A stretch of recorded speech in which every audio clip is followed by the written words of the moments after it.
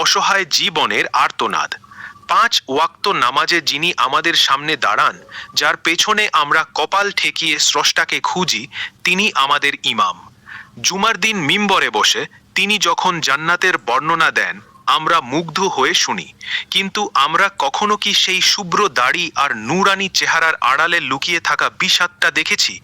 যে মানুষটা পুরো সমাজকে আলোর পথ দেখান, তার নিজের ঘরের প্রদীপটি হয়তো তেলের অভাবে নিভু নিভু।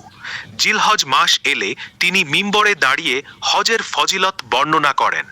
লাব্বাইক আল্লাহুম্মা লাব্বাইক ধ্বনিতে আকাশ বাতাস মুখরিত হয়। তার 2 চোখ ভিজে ওঠে। তিনি অন্যদের শেখান কাবা কিভাবে তাওয়াফ করতে হয়, সাফা মারওয়ায় কিভাবে দৌড়াতে হয়। অথচ দীর্ঘ 30-40 বছরের ইমামতি জীবনে তার পকেটে কখনো এত টাকা জমেনি যা দিয়ে একবারও আল্লাহর ঘর জিয়ারত করতে পারেন। মাস শেষে চাল ডাল কেনাই যেখানে যুদ্ধ, সেখানে হজের স্বপ্ন তার কাছে এক বিলাসিতার দীর্ঘশ্বাস মাত্র। কোরবানির সময় এলে তিনি ইব্রাহিম আনের ত্যাগের করেন মহিমা প্রচার করেন।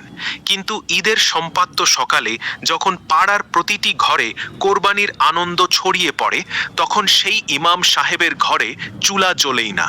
নবীজির মেহমান হয়ে যিনি দ্বীনের খেদমত করছেন, সামান্য কয়েক হাজার টাকার বেতনে নিজের সংসার চালানোই তার কাছে কঠিন যুদ্ধ।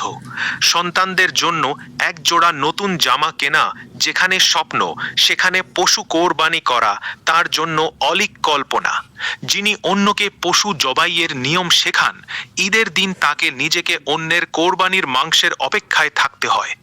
আমরা মসজিদে লাখ লাখ টাকা খরচ করিয়েছি লাগাতে, টাইলস করতে, কিন্তু যে মানুষটা সেই মসজিদের প্রাণ, তার পেটে কতটুকু খাবার জোটে, তার সন্তানরা কেমন আছে, সেই খবর কি আমরা কখনো রাখি? মুখে নবীজির ওয়ারিশ বলে সম্মান দেখাই, কিন্তু তাদের ন্যূনতম অধিকারটুকু দিতে আমরা কার্পণ্য করি। এটা কি ইনসাফ? কিন্তু যে মানুষটা এই মসজিদের আসল প্রাণ, যিনি নবীজির সা ওয়ারিশ, তার বাচ্চা যদি না খেয়ে ঘুমায়, তাহলে এত টাকা খরচ করে আমরা আসলে কিসের মসজিদ বানাচ্ছি? এটা তোমার ইমামের সমস্যা না, এটা তোমার ইমানের সমস্যা।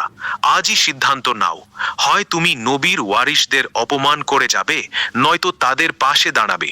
কারণ যে জাতি তার ইমামকে ক্ষুধার্ত রাখে, সেই জাতি কখনো আল্লাহর রহমত পায় না।